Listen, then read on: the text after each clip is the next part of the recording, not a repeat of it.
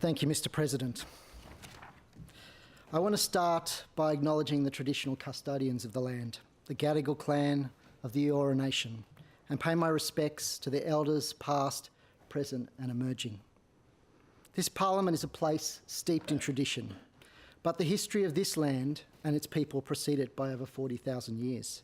The world's oldest continuing culture is something to be celebrated. I want Australia to come to terms with its past and to reconcile with its First Nations through treaty, truth-telling and makarrata. I hope that throughout my time in this place, I will be remembered as a friend to Aboriginal Australia and their struggle for self-determination. While we cannot change the past, we can chart a different future by acknowledging the past wrongs and by taking steps to overcome their legacies together. It's a great honour to take a seat in this Parliament and to be given an opportunity to serve the people of New South Wales. I am a student of history. I've loved history since I was a child. I know that our constitutional framework was forged through centuries of struggle. Our democracy and its attendant freedoms are precious. Each generation must seek to deepen and strengthen our democratic institutions. We have a sacred duty to defend these liberties and resist them being eroded. Strong institutions are the difference between successful societies and those that fail to deliver the basics to their people.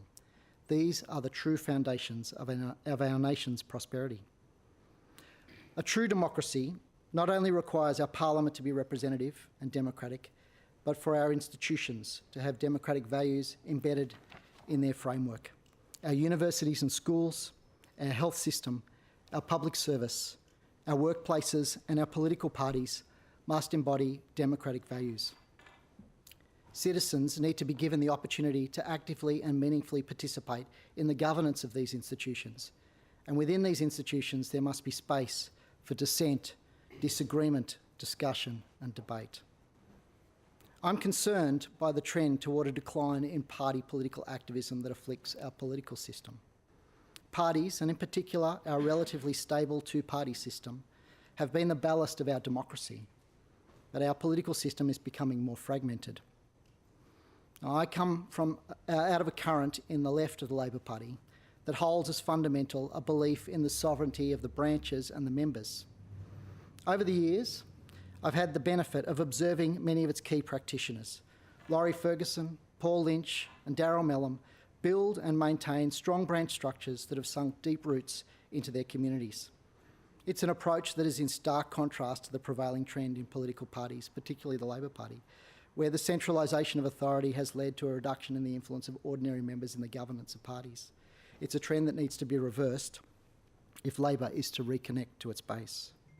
Reform of our political parties as a key institution of our democracy is necessary to ensure that major parties continue to be representative of the broadest cross-section of our society. Our public funding system should ensure that parties are incentivised to maximise citizen participation and adhere to basic democratic norms in their internal governance.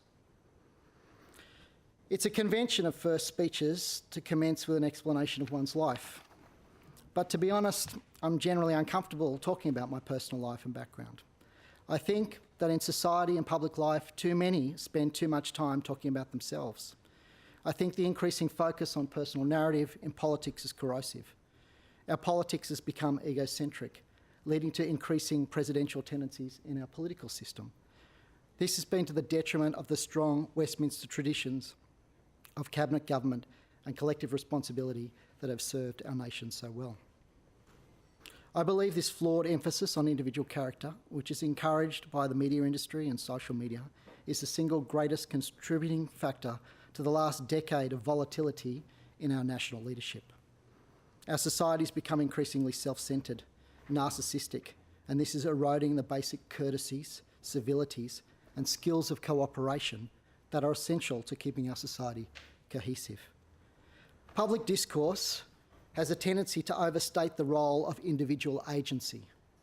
I've always been a collectivist and have considered the most important factor in sound decision-making is the structure and process for arriving at the decision. In truth, few things in the world are achieved through individual striving. The greatest achievements in political life are achieved collectively. And yet, across the globe, we see a misplaced yearning for strong leaders. I subscribe to the view of the legendary civil rights leader Ella Baker, who said that strong people don't need strong leaders.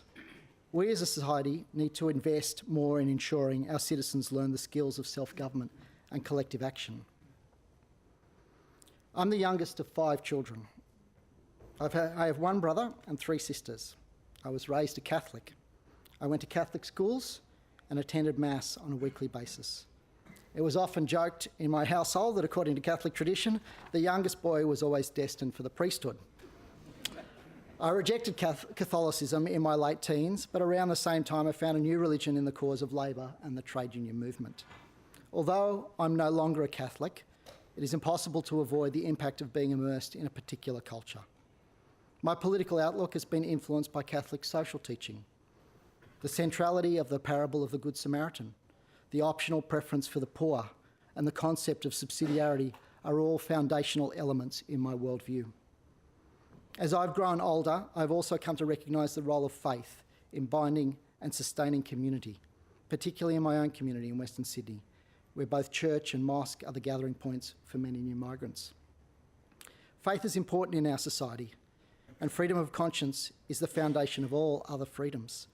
This is why I believe the state must be strictly secular. Indeed, the only guarantor of the freedom of conscience is a state that remains neutral on matters of religion. My grandfathers were a significant influence on me, despite both having died well before I was born.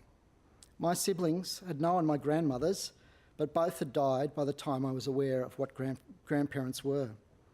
I felt a sense of having missed out on something special. It prompted a search for knowledge of who these people were, and as I discovered more about them, it triggered an interest in politics. My maternal grandfather, John Jack Collins, was also a political activist. A committed Catholic, he was active in the movement. He served in the First World War. A boy when he enlisted in the Light Horse. He was a participant in the charge at Beersheba. He was barely 18 at the time. He hated war and rarely spoke of his war service. He grew up in a working-class family in Newtown. He had little education as a child. He gained his education as an adult, trained as an accountant, and went on to rise to a senior level in the Commonwealth Public Service. He was a great admirer of Ben Chifley. My paternal grandfather, Antonio Diadem, came to this country in 1922 as a refugee from the rising fascism in his native Italy. He was a socialist, an admirer of Giacomo Matteotti, the Italian socialist leader and martyr. Antonio was involved in a fight with supporters of Mussolini in his hometown of Coltrano. He was told they would kill him. He fled his home. He travelled to Genoa and got on the first boat he could. His intention had been to go to America, but the ship he obtained passage on was destined for Australia. He never saw his father, his mother, or his home country again. Had he arrived today, he might have been considered an unauthorised maritime arrival. His story is not dissimilar to so many in my own community in Western Sydney who have fled their country and sought refuge in Australia. Our country must always be a place where those fleeing persecution can find safety and build a better life for themselves and their family. My father, Bruno, was born in 1933. His early life was shaped by the Depression and the war. Growing up as an Italian-Australian when our country was at war with Italy was difficult. Many family friends were interned in prison camps as enemy aliens, irrespective of whether they had opposed the government in Italy. To be Italian in that time was to be the other, to be subject to fear, suspicion and prejudice. When I look at the misplaced hostility that some in our community direct towards Muslims, many of whom have come to Australia fleeing war and oppressive regimes, I think this must have been how Italians during the war must have felt. When my father married my mother in the late 1950s, it was a little controversial on my mother's side of the family. My mother was from an Anglo-Irish background, and by marrying the son of migrants, she crossed a type of colour line in place at the time. But their story is part of the great Australian melting pot. This is the source of the great success of Australia's experience with multiculturalism, as second and third generation migrants forged new, blended multicultural identities. When I hear the hand-wringing angst of the ultra-right fretting about the loss of culture, I think, how can they get it so wrong? Culture is dynamic and ever-changing, constantly interacting with its environment. So too are identities, fluid and shifting. There is no single Australian culture. We are plural and diverse. I was fortunate to come into the employ of Bob Gould while studying at the University of Sydney. The legendary bookseller took a shine to me and offered me a job at his King Street bookshop. Over the course of many nights, I was introduced to the canon of the left. Working at Gould's was my real university education. I discovered writers and ideas that I've continued to draw on. It transformed the way I think, and in particular, I embraced Bob's hostility to authoritarianism. Bob was a Trotskyist for most of his life. He recognised the threat that Stalinism had posed to the viability of a genuine left. Stalinism was the murderous consequence of the excessive centralisation of power, the erosion of democratic norms, and the monopoly of a single dogma in a political system. I've opposed these tendencies wherever I have found them. Across the globe, authoritarianism is on the rise. In Turkey, the Philippines, Russia, Brazil, and even in the United States, we see attempts to hollow out democracy with electoral manipulation, the erosion of media freedom, and the unnecessary centralisation of power in presidential strongmen. In China, the Communist Party is forging an alternate model of authoritarian capitalism that poses a challenge to the form of liberal democracy that has prevailed in the West since the Second World War. We take our democratic institutions for granted at our peril. Stable government where power alternates through peaceful and democratic elections is a precious thing. In our own country, authoritarian opinion is also on the rise. The increasing appeal of parties of the far right is disturbing. It reflects a reaction to the expanding arc of freedom in our society. The right are hostile to those who represent the other. They reaffirm the dominant view in society. They deliberately ignore historical imbalances in power. They denigrate the struggle of women for social and economic equality. They ridicule the LGBTQI community. They foment hatred towards Muslims and immigrants. The authoritarian right trade in fear and attacking minorities. They use the label political correctness to attack ideas of tolerance and pluralism.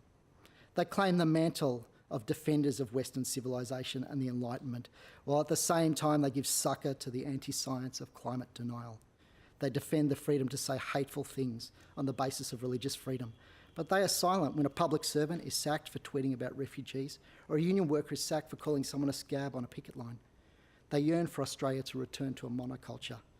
They claim they are outsiders, but in truth, they are always the voice of the privileged and the powerful. These views cannot go unchallenged. Pluralism and tolerance are at the heart of the success of our multicultural society. In my late 20s, I got a job working with a group training company associated with a forest industry structural adjustment package, working with timber workers who had lost their jobs because of the Carr government's policy of expanding the national park reserves. Many of these workers faced unemployment for the rest of their lives. They were the collateral damage of decisions made by people in a distant place whom they were never likely to meet. With any significant economic structural change, the question is always who pays the price? In my experience, the poor and the least powerful carry the bulk of the pain. In the timber industry, the employers were compensated and they were able to reinvest in different industries. The workers, on the other hand, had more limited options. The world faces significant environmental challenges in coming years.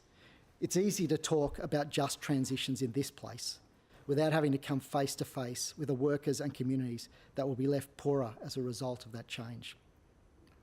Labor, as the party of the working class, must learn to reconcile its competing duties to serve its working class base in the present and its obligations to future generations of workers to leave them an environment that is fit to live in. I worked for a number of years for the Construction, Forestry, Mining and Energy Union in its forestry division. It's an experience that shaped me like no other. It was my first job working for a union, and I owe my start there to an amazing trade union leader, Gavin Hillier. He was a working class man who'd risen from the shop floor to take over his union from a tired and lethargic incumbent. He had an innate understanding of politics and had leveraged his union influence to achieve a path-breaking package for workers affected by the then government's forest policy. Gavin was a believer in the power of education. He believed anyone could do anything with the right training. His faith in the human capacity to learn has left its mark on me, which I hope to translate into my approach to policy problems in this place. My work for the union took me to many parts of rural and regional New South Wales. I was a young man who had spent my entire life in the city. I'd lived a sheltered life. I remember travelling to the North Coast one day to assist a mill worker who'd been unfairly dismissed. He'd been injured at work and was suffering from poor health. His employer had dismissed him for excessive absenteeism. I'd arranged to meet the affected member at his home to discuss the proceedings scheduled for the following day. I arrived to discover his home was a caravan in a caravan park. It wasn't the kind of place that people took holidays. When I entered his home, I discovered that he was living with his wife and 3 children in this tiny caravan. It was poverty the likes of which I'd never encountered before, and it shocked me that this was possible in a country as wealthy as ours. Some of the poorest electorates in this state are located in rural areas. Whilst in this place, I want to find solutions to rural poverty. I would hope that on this issue, common cause could be found with those on the other side of the chamber. Our society remains an unequal one. We've become afraid to talk about class. Labor is about ending class distinction in society. But those on the top of the class system don't want to talk about class. They want to pretend the class doesn't matter. Some in our society don't want to admit that there are deep-seated structural inequalities embedded in our society. When Labor talks about these inequalities, our opponents say we are engaging in class war. But how can we solve a problem if we are denied the language to describe it, to analyse it? I want to bring a class perspective to policy debates in this place, to ask what are the implications of any initiative in changing the balance of class power in society. It's not class war, it's just the unending struggle for justice in a society blighted by inequalities of wealth, power and opportunity. Some in my party might be prepared to raise the white flag in the so-called class war, but I'm not content to surrender, at least not until Indigenous Australians live lives as long as non-Indigenous Australians. Not until workers enjoy safe, fair and equal treatment in the workplace. Not until the poor can get their teeth treated without having to go on a waiting list, and not until our disadvantaged public schools get the funding to equalise the ledger of opportunity. For 17 years, I worked for the New South Wales Public Service Association. It's an extraordinary union with a rich history. It's a union that represents this state's public servants. We are lucky in this state to have such a fine public service. It continues to be a fine service despite the best attempts by the government to erode its capacity and sap its morale with constant cuts. Staff cuts have facilitated a hollowing out of the expertise of the sector and a greater reliance on contractors and the major consulting firms. These firms bring to the policy process advice tainted by their ongoing commercial interests. I'm for a permanent, professional and independent public service capable of delivering frank and fearless advice in the Westminster tradition. There is a saying that to a person with a hammer, every problem looks like a nail. That is the modern Liberal Party with its fetish with market-based solutions. It's why they are obsessed with privatisation. I'm sceptical of market-based solutions to public policy problems. Governments must always be conducted in the public interest. The difficulty with private sector involvement in the provision of public services is that private corporations are structured to serve private interests first.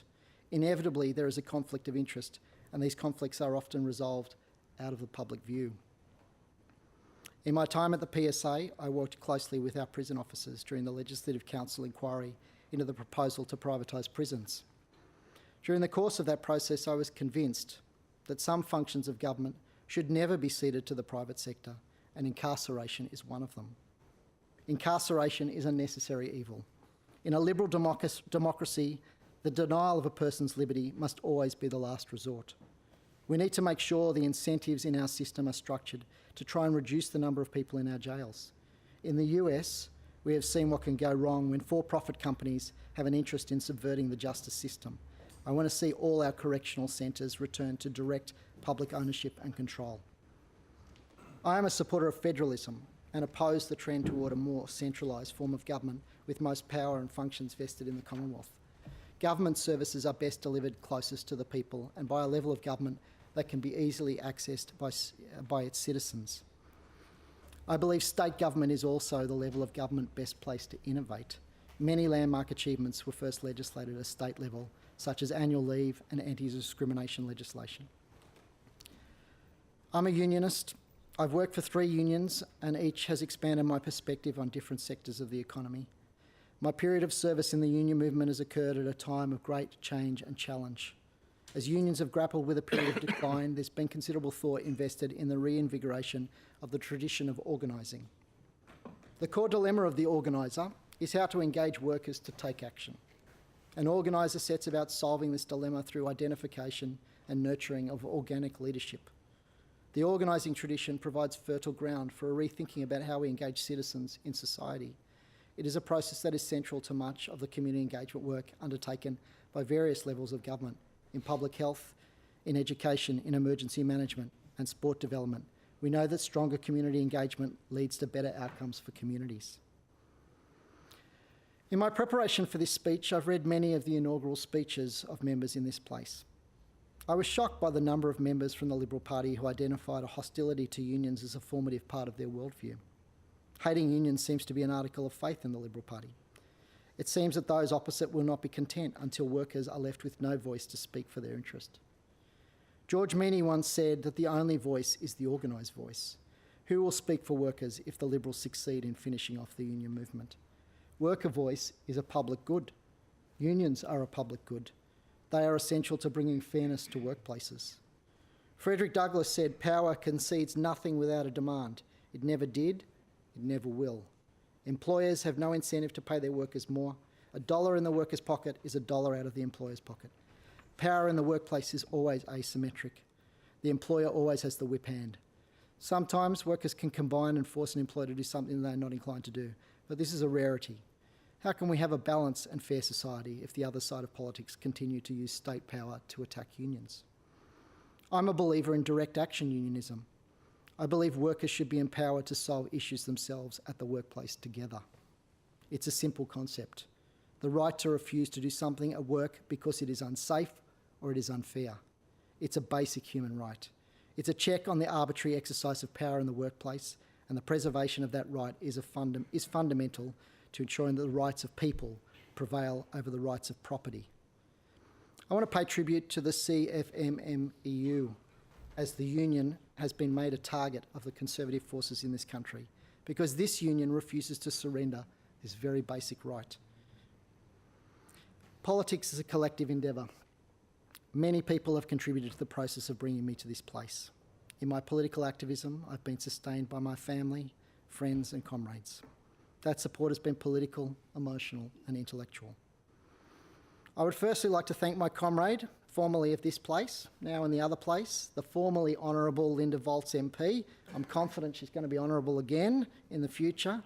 Linda is a lion of the left, a fierce advocate for social justice. She will leave her mark in the Assembly as she has in this House.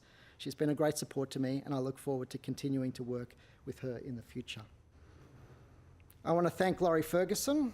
There is no greater practitioner of community engagement in this state than Laurie.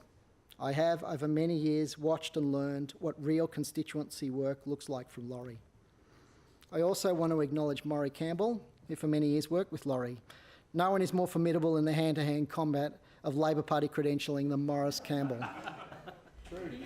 I also want to thank Andrew Ferguson, who gave me support at critical junctures on my journey here. He has always believed in me and helped me when I needed it. I want to thank Rita Malia and Darren Greenfield from the CFMMEU Construction Division for your support. I'm so proud to have an ongoing association with this great union. I want to acknowledge Darryl Mellum and Paul Lynch MP, both strong advocates of a party that is firmly grounded in its rank and file.